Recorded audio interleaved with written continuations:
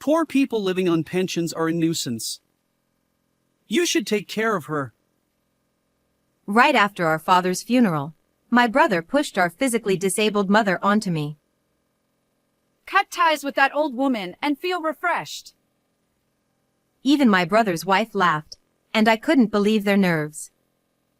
After all, both of them had received plenty of care from our parents, yet now they're repaying that kindness with cruelty. But if I think about it, this might be lucky. Secretly smiling to myself, I took my mother's hand. My name is Abigail. I'm single and live on my own, but I used to live with my parents. The reason was that my father was ill and needed care, and my mother had mobility issues. However, when my brother Andrew married Savannah, my circumstances changed. As the eldest son, I have responsibilities. So even after marriage, I plan to live at home. It's a way to honor our parents. That's what Andrew said, and he and Savannah started living at our parents' house together. But then Andrew added, You're a younger sister-in-law to Savannah. She's already considerate of me and our parents, so sorry, but having you around is a bit, you understand, right? Though he seemed hesitant to say it aloud, his expression clearly conveyed that I was a bother. Despite this, I stayed at home for a while, enduring the cold treatment from Andrew and Savannah. Above all, I didn't want to show our parents the strained relationship between us. After leaving home, I entrusted my parents' care to Andrew and Savannah, but it worried me considerably. Andrew has always been self-centered, and I couldn't trust his claims of filial piety. As expected, whenever I asked Andrew or Savannah about our father's condition, they gave vague responses.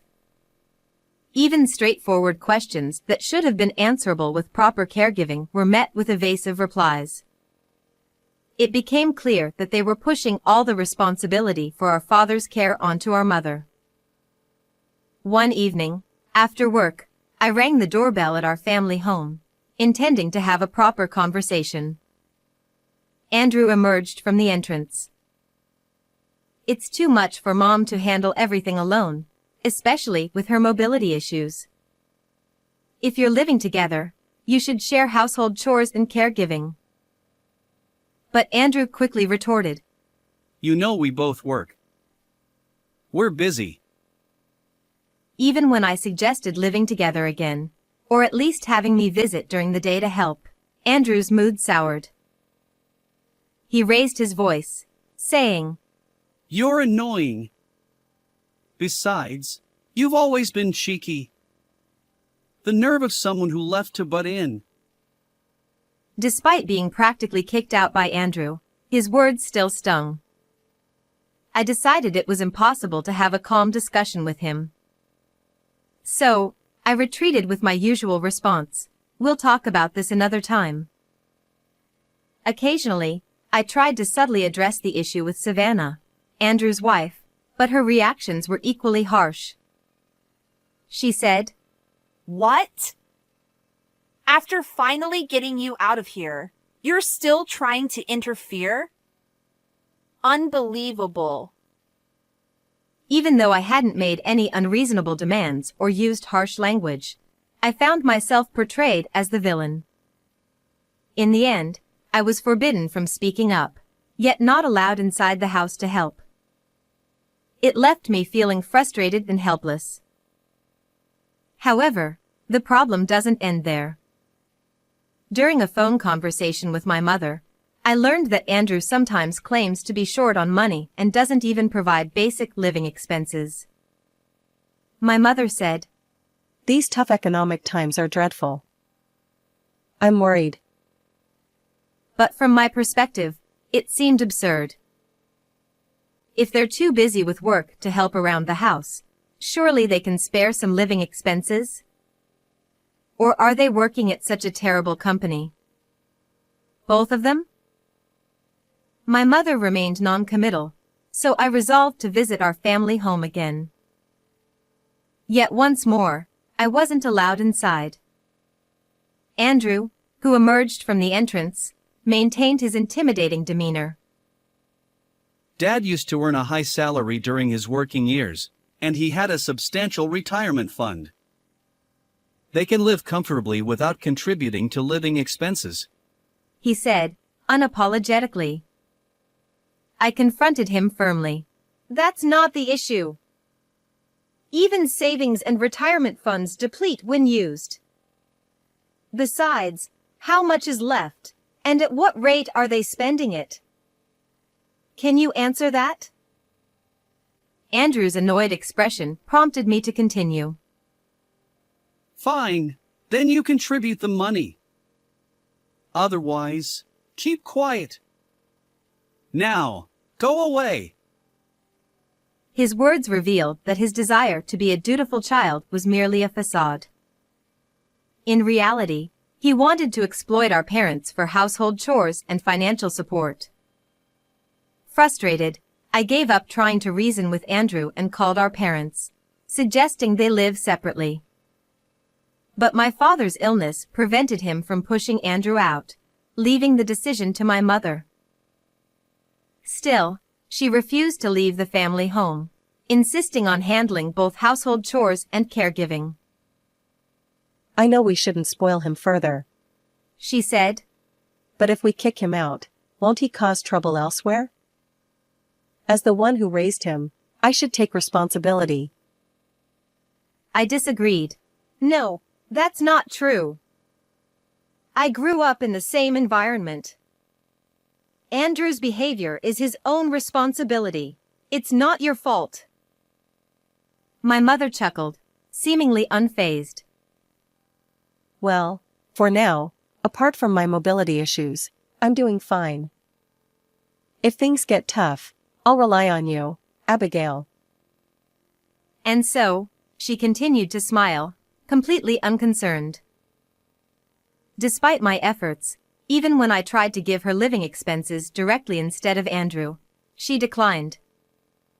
It left me feeling helpless. Amidst all this, my father's health deteriorated, and before we knew it, he passed away. Despite her grief, my mother dutifully served as the chief mourner, and I did my best to support her. However, I couldn't help but notice Andrew and Savannah, who did nothing. Should I say something, as usual? But I knew they probably wouldn't listen. During the funeral, I remained silent. However, after bidding farewell to my father, an unexpected situation unfolded during a meal. The funeral is over, and this poor pensioner is a nuisance. Abigail, you should take care of Mom. Startled, I watched as Andrew tried to push my mother out. Aw, finally rid of that bothersome old woman. It feels refreshing. Even Savannah joined in, laughing. Their nerves were beyond belief. What are you saying? Don't you both realize how much you've relied on Mom? My anger seemed lost on them. To Andrew, I was just his younger sister, and my words didn't matter. This house is mine now. So anyone I deem unnecessary should leave, right? No, the house was in Dad's name, wasn't it? Even if you want the house and other inheritance, we need to discuss it properly. Andrew's shocking statements left me more bewildered than angry. What? What's going on? I asked. It turned out that Andrew had manipulated our ailing father, who lacked judgment, into transferring the house into his name. And the will stipulated that he'd receive all the other inheritance too. Exploiting him while he was vulnerable? I exclaimed. Call it what you want. Results matter. Anyway, that's why Mom is now penniless. Just a burden. We didn't want the sick old man in the house, let alone a disabled mother-in-law. Andrew agrees. So pack your bags and leave. Savannah echoed Andrew's sentiments, and I felt a rage that shook me to my core. Looking at it another way, this might be lucky. I'd always thought Andrew and Savannah should live separately from our parents. Now that they were freeing my mother, perhaps this was an opportunity. Besides, I had my own worries, and maybe they could be resolved. My anger from moments ago vanished as I quietly said, "Well, I guess there's no other choice." We concluded that there was no need to speak with Andrew and Savannah anymore. After they left, my mother and I sat down for coffee.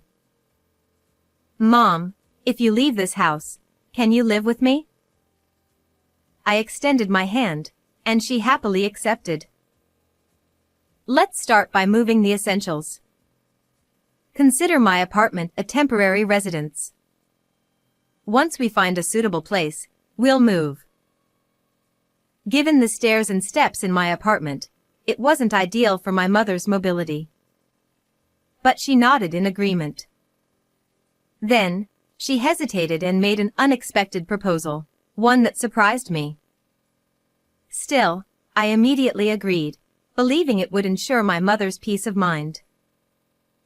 Later, we visited our family home together, and I informed Andrew and Savannah that I'd be taking care of my mother. Their joy knew no bounds. Having settled things quickly, we began packing my mother's belongings and preparing for the move. Andrew said, Abigail must really have a soft spot for useless, poor old ladies. With everything going his way, Andrew was grinning from ear to ear. The unhelpful Andrew couple just watched without lifting a finger, and that day my mother and I started living together, taking only the necessary items. For the large furniture we couldn't handle ourselves, we decided to hire professionals later. The next day, since I had a day off work and was tired from the move, I overslept a bit. When I woke up, I was surprised. I hadn't noticed because my phone was on silent mode, but Andrew and his wife had left numerous missed calls.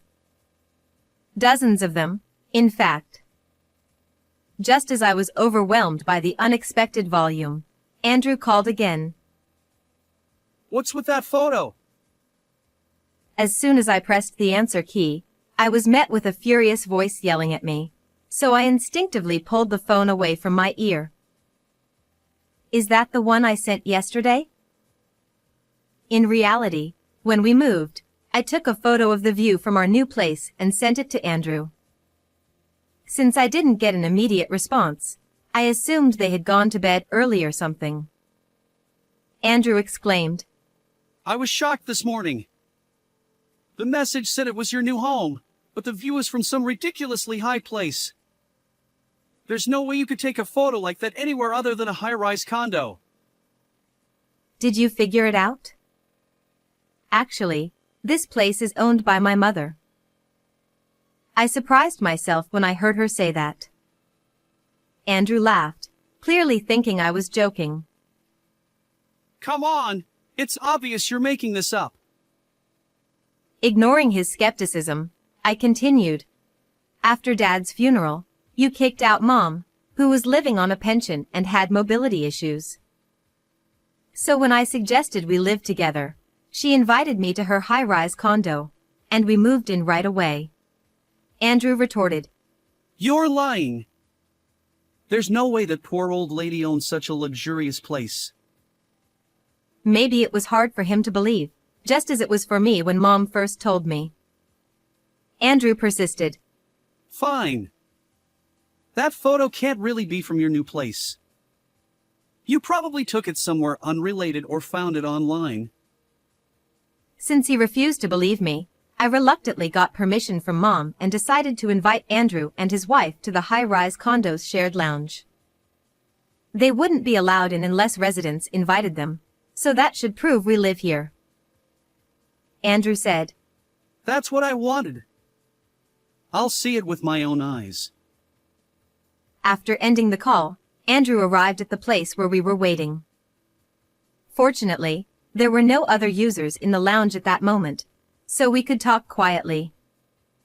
Once inside, Andrew and his wife looked around with wide-open mouths, seemingly speechless. After seating them, I also took a chair. First, let me clarify something. Neither Andrew nor I knew this, but it turns out that our mother was actually quite wealthy. My mother added, My father, your grandfather, left behind about $100,000. But since it wasn't money I earned myself, I felt embarrassed to talk about it. Despite her embarrassment, my mother said she used that as a starting point for investments and managed to increase it. Even though she's my parent, I never realized how remarkable she was. Recently, she's been investing in real estate, and that's how she acquired this high-rise condo. The reason Andrew and his wife didn't need financial support from us was because of the rental income from the real estate. And the reason they didn't know about it was because our late father had sworn her to secrecy. My father had rented a house and only pretended to have money. He wasn't a high earner, and his retirement savings weren't substantial. While we enjoyed family trips and bought luxurious things, it was my mother who footed the bill. To make matters more complicated, or perhaps straightforward, my father had no intention of leaving an inheritance. He spent all his modest assets himself.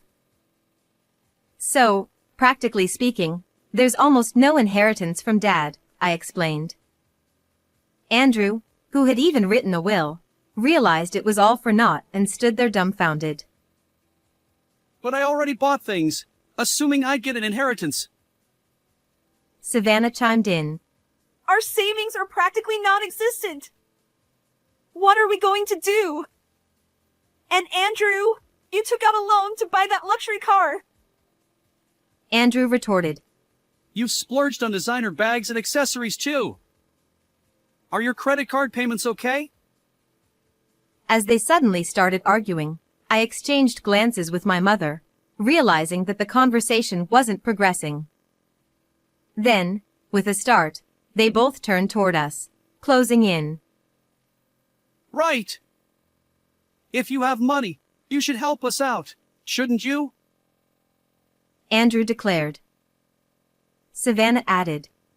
Of course. Besides, if you're wealthy, the situation changes. Let's live together again. Andrew's forced smile and Savannah's unnatural, cloying voice made even my usually composed mother raise an eyebrow.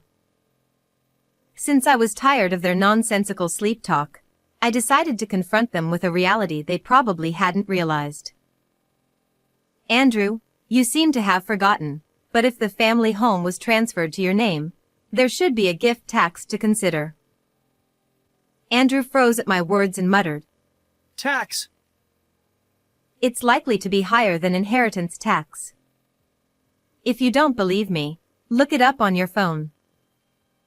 Andrew scrambled to search. After a while, he exclaimed. Oh! Savannah blinked repeatedly, seemingly unable to tear her eyes away from the screen, and I looked like I might burst out laughing. Our family home is quite spacious, with a decent location, so the property taxes are substantial. A rough estimate suggests it could be over $10,000.